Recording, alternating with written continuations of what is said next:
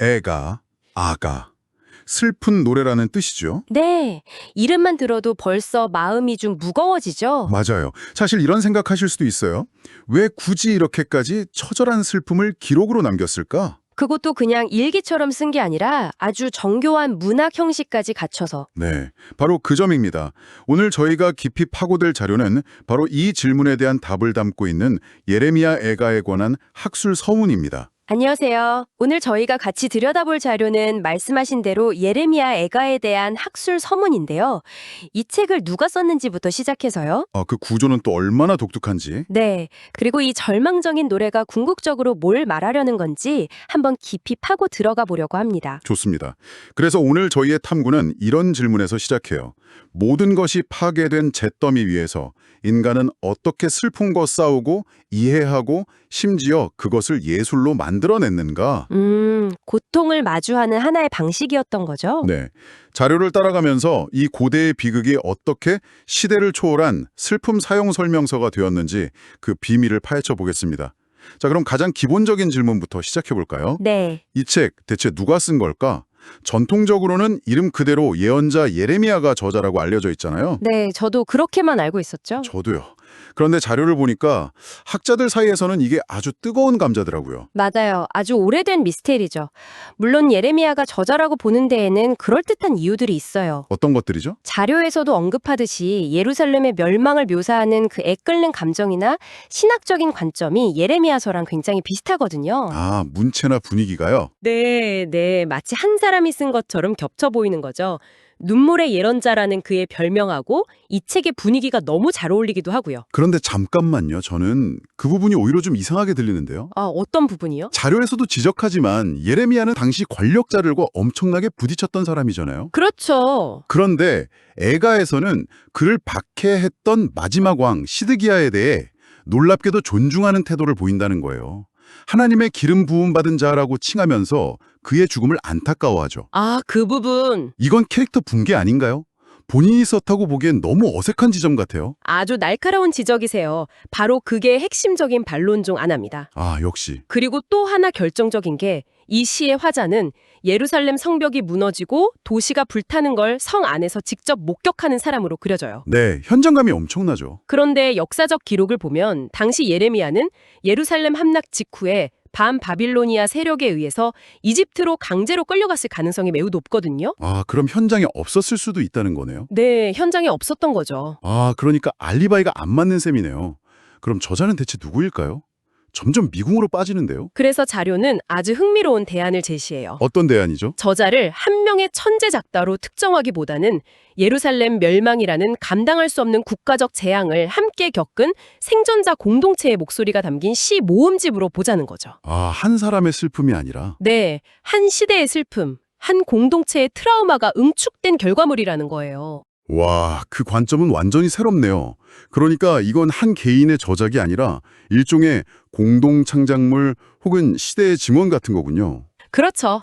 말하자면 예레미야가 직접 펜을 들지는 않았더라도 그의 예언과 경고가 현실이 된 것을 목격한 후대 사람들이 예레미야의 정신을 계승해서 쓴 작품으로 이해할 수 있다는 거예요. 아하. 그래서 저작식에도 기원전 587년 예루살렘이 바빌로니아에 의해 완전히 파괴된 바로 그 직후로 추정하고요. 네네. 그래서 이 책에는 시간이 흐른 뒤의 회고나 분석이 아니라 모든 것이 불타고 무너지는 걸 바로 눈앞에서 본 사람들의 날 것 그대로의 충격과 고통에 담겨 있는 거죠. 듣고 보니 이 책의 무게가 다르게 느껴져요.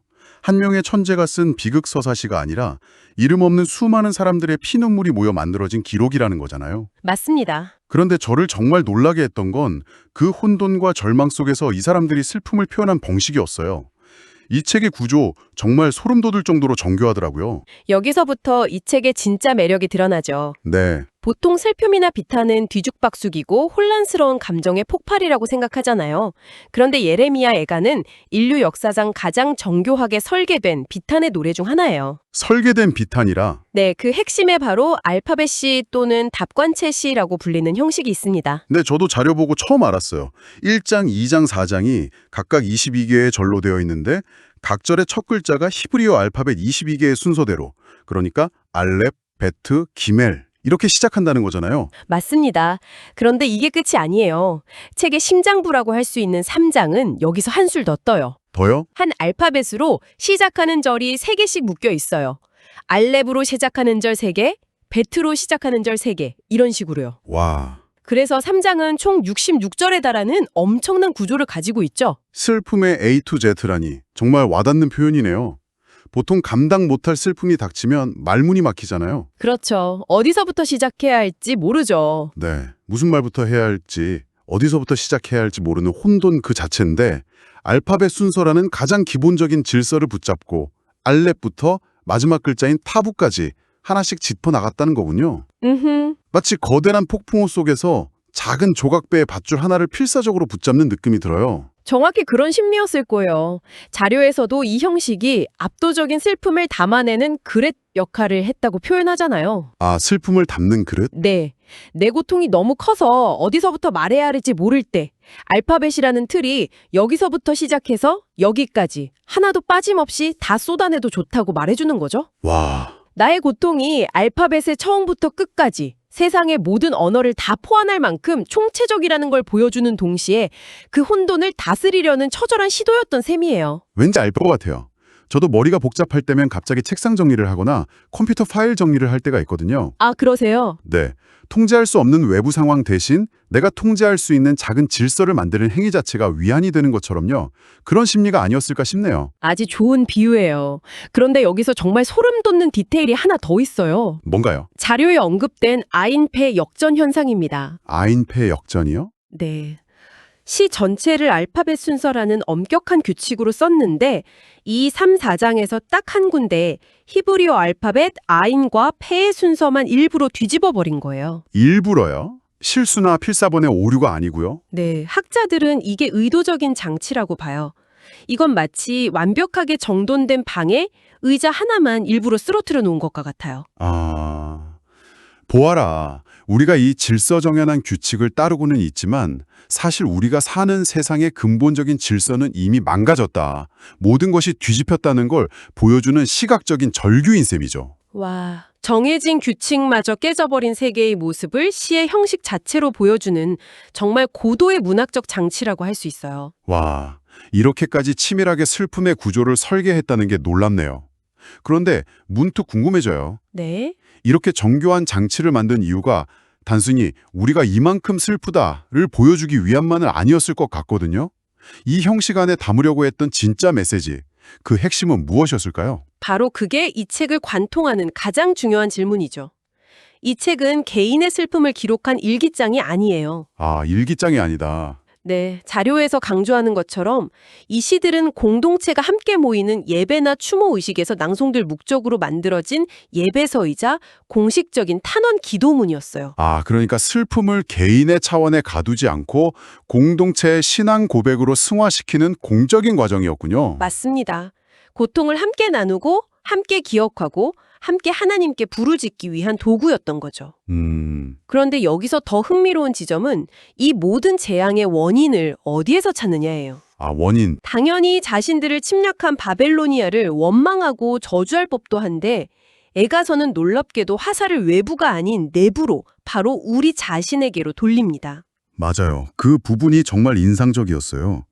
우리가 범죄하고 반역했다. 예언자들이 전한 경고를 무시했다 같은 처절한 자기 고백이 계속해서 나오잖아요. 네. 남 탓을 하는 게 아니라 이 모든 비극이 우리의 잘못에서 비롯되었다고 인정하는 거예요. 바로 그 책임의 인정이 절망에서 희망으로 나아가는 첫걸음이 됩니다. 아, 남 탓만 해서는 아무것도 변하지 않으니까요.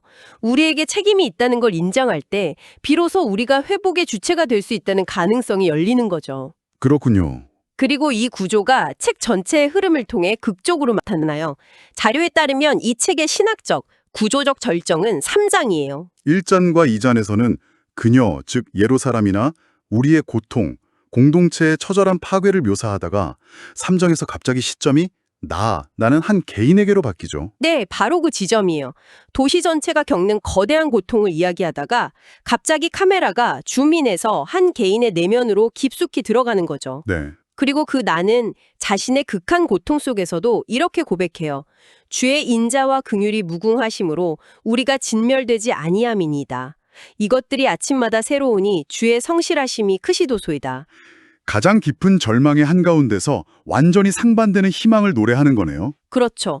모든 것이 끝났다고 생각되는 잿더미 속에서 그럼에도 불구하고 변치 않는 하나님의 신실하심과 자비를 붙잡는 한 개인의 신앙 고백이 등장하는 거예요. 와, 이 개인의 희망이 바로 공동체 전체가 나아갈 길을 제시하는 모델이 되는 겁니다. 그리고 마침내 5장에서는 다시 오리라는 공동체의 목소리로 돌아와 여호와여 우리를 주께로 돌이키소서 그리하시면 우리가 주께로 돌아가겠사오니 라고 회복을 위한 구체적인 기도를 드리며 마무리돼요. 와, 구조가 정말 아름답네요. 감당할 수 없는 국가적 재앙 앞에서 한 개인이 먼저 자신의 고통을 신앙적으로 해석하고 희망의 근거를 찾아낸 뒤에 네, 바로 3장에서요. 그것이 다시 공동체 전체를 위한 회복의 기도로 이어지는 여정, 개인의 고통이 공동체의 기도가 되는 과정, 그 자체를 보여주는 거군요. 완벽한 요약이에요. 그래서 이 책은 단순히 슬픔을 전시하는 책이 아니라 슬픔을 통과해 희망으로 나아가는 길을 안내하는 지도와 같은 역할을 하는 거죠. 오늘 자료를 깊이 파고들어 보니 예레미야에가는 단순히 슬픔에 대한 책이 아니라 슬픔을 위한 도구에 가깝다는 생각이 들어요. 슬픔을 위한 도구, 좋은 표현이네요. 모든 것이 무너져 내렸을 때 고통을 정직하게 마주하면서도 희망의 끈을 놓지 않도록 언어와 구조라는 튼튼한 틀을 제공해 주는 거죠. 맞아요. 신을 향한 정직하고 날 것 그대로의 불평과 탄식, 심지어 원망까지도 신앙의 한 형태가 될 수 있음을 보여줘요. 고통을 외면하거나 애써 긍정적으로 포장하는 게 아니라 그 고통을 있는 그대로 끌어안고 신과의 관계 안으로 가져오는 것. 네. 심판이라는 현실 속에서도 하나님의 심실함은 변치 않는다는 믿음을 향한 처절한 몸부림. 그것이 바로 이 책의 핵심입니다. 정말 그러네요. 슬픔을 피하지 않고 오히려 그 안으로 걸어 들어갈 용기를 주는 책인 것 같습니다. 자룡은 이 책을 구약 시대의 십자가 신학, 즉 고난 속에서 신의 가장 깊은 뜻이 드러난다는 사상을 보여준다고도 표현해요. 여기서 청취자님께 마지막으로 생각해볼 질문을 하나 던지고 싶어요. 네, 어떤 질문인가요? 늘 긍정적인 태도와 빠른 문제 해결을 강요받는 현대사회에서 우리는 슬픔이나 고통을 충분히 애도할 시간을 갖지 못할 때가 많잖아요. 맞아요. 빨리 털어내라고 하죠. 네. 이런 시대에 이처럼 슬픔과 탄식을 위해 정교하게 마련된 문학적 공간이 우리에게 주는 의미는 무엇일까요? 어쩌면 고통을 애써 외면하기보다 이 책처럼 슬픔의 A to Z를 온전히 겪어내는 것이 오히려 진정한 치유와 희망으로 나아가는 길이 될 수는 없을까요?